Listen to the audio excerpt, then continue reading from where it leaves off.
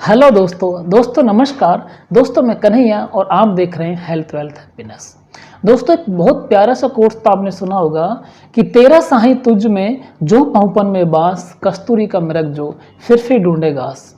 दोस्तों कभी कभी क्या होता है कि हमें जो चाहिए होता है उसको ढूंढने के लिए हम बहुत दूर तक चले जाते हैं, उसको हर जगह जगह पर हम ढूंढते हैं, लेकिन वो हमको कहीं नहीं मिलता है। और कहीं ना कहीं जो चीज़ हमको चाहिए होती है वो हमारे पास एक मौके के रूप में हमारे आसपास ही होती है, और कभी कभी वो हमारे पास चलकर भी आती है। दोस्तों अब इस बात को हम और एक स्टोरी के माध्यम से समझेंगे। एक बार एक अफ्रीका में एक किसान था। उस किसान का नाम हफीज था। हफीज नाम का किसान था। वह अपनी जिंदगी में खुश और संतुष्ट था। संतुष्ट इसलिए था क्योंकि वो खुश था, और खुश इसलिए था क्योंकि वह संतुष्ट था। लेकिन एक दिन क्या हुआ दोस्तों, एक दिन एक ज्ञानी व्यक्ति उसके घर पर आया, और वो ज्ञानी व्यक्ति ने उस हफीज को हीरो की महत्वता के बारे में बताया, हीरो की कीमत के बारे में बताया, और बताया कि हफीज को उस व्यक्ति ने, ज्ञानी व्यक्ति ने बोला कि यदि आपके पास एक अंगूठे के बराबर यदि आपके पास हीरा हो तो आप इस शहर के मालिक बन सकते हैं, इस शहर को खरीद सकते हैं। और यदि आपके पास एक मुट्ठी के बराबर का हीरा हो तो आप इस देश को खरीद सकते हैं। ऐसा उस ज्ञानी व्यक्ति ने उसको बताया, और इतना कहकर वो ज्ञानी व्यक्ति वहां से चल गया। दोस्तों उसके बाद में वो हफीज असंतुष्ट था, और असंतुष्ट हो चुका था, और असंतुष्ट होने की वजह से उसकी खुशी भी गायब हो चुकी थी।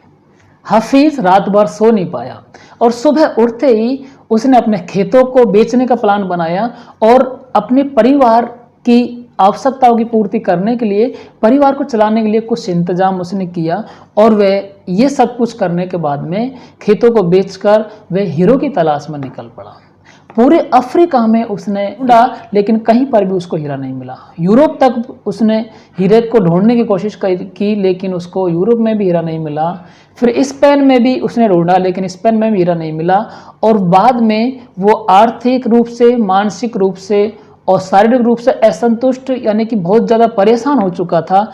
इसलिए उसने एक बार्सिलोना नामक नदी में कूदकर आत्महत्या कर ली। और उधर जिस आदमी ने उस हफीज के खेत खरीदे थे, वह एक दिन खेतों में बहते हुए नाले में अपने ऊँटों को पानी पिला रहा था। तो ऊँटों को पानी पिला रहा था तो उसने देखा कि सुबह का टाइम था। उसने देखा था कि सुबह जो सूर्य की किरण, जो सुबह सुबह सूर्य की किरण पड़ रही थी, तो वह किरण एक पत्थर पर पड़ी, और वो जो पत्थर था वो पत्थर एक इंद्रधनुष की तरह बहुत जबरदस्त, बहुत अच्छे तरीके से चमक रहा था। वो पत्थर पर उस व्यक्ति की नज़र पड़ी जिसने उस हफीज के खेत खरीदे थे, और उसने सोचा कि ये पत्थर बहुत चमक रहा है, तो इसको मैं अपनी बैठक में रख दूंगा ताकि मेरी बैठक की शोभा बढ़ेगी और मुझे अच्छा लगेगा। ऐसा सोचकर वो पत्थर को उठाकर वो अपनी बैठक में उसने जमा दिया, और अपने घर पे वो लेके आ गया। और एक दिन वो ज्ञानी व्यक्ति फिर से आया, और वो ज्ञानी व्यक्ति वहीं पर आया था जिस व्यक्ति ने उस हफीज के खेत खरीदे थे। तो वहां से एक बहुत जबरदस्त रोशनी निकल रही थी उसकी बैठक से। तो ज्ञानी व्यक्ति ने पूछा, क्या हफीज वापस आ चुका है? क्या हफीज वापस आ गया हीरा लेकर? तो उस व्यक्ति ने जवाब दिया कि नहीं, हफीज तो नहीं आया, लेकिन आप ये सवाल क्यों कर रहे हैं? उसने कहा कि जो सामने जो रखा है वो एक हीरा है, और मैं देखते ही पहचान जाता हूं कि वो एक हीरा है। उस व्यक्ति ने कहा वो हीरा नहीं, वो तो एक नॉर्मल सा पत्थर है। फिर उस व्यक्ति ने कहा, उस ज्ञानी व्यक्ति ने कहा नहीं, वो हीरा ही है। उसने कहा ये तो एक पत्थर है, इसको तो मैं मेरे खेतों से उठा के लेके आया हूँ, और वहाँ पर तो बहुत सारे ऐसे पत्थर बहुत सारे वहाँ पे पड़े हुए हैं। तो उस ज्ञानी व्यक्ति ने कहा कि नहीं, ये हीरा ही है। दोस्तों फिर वहाँ से वो व्यक्ति 2-3 पत्थर लेके आया, और 2-3 पत्थर लाने के बाद में उन पत्थरों को वो जांच के लिए भेज दिए गए। लैब में जब उन पत्थरों की जांच हुई थी तो मालूम चला कि वो सारे पत्थर हीरे ही थे। दोस्तों वो सारे पत्थर हीरे ही थे। दोस्तों इस कहानी से हमें क्या शिक्षा मिलती है? इस कहानी से हमें शिक्षा मिलती है कि जब हमारा नज़रिया सही होता है तो हमें महसूस होता है कि हम हीरो से भरी हुई ज़मीन पर रह रहे हैं, और हमें उनको ढूंढने के लिए कहीं दूसरी जगह जाने की ज़रूरत नहीं है। बस हमें केवल उनकी तलाश करनी है, बस हमें उनको पहचान लेना है।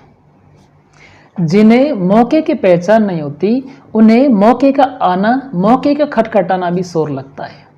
और जब मौका जब आता है तो लोग उसकी अहमियत नहीं समझते, और जब जाता है तो लोग उसके पीछे भागते हैं।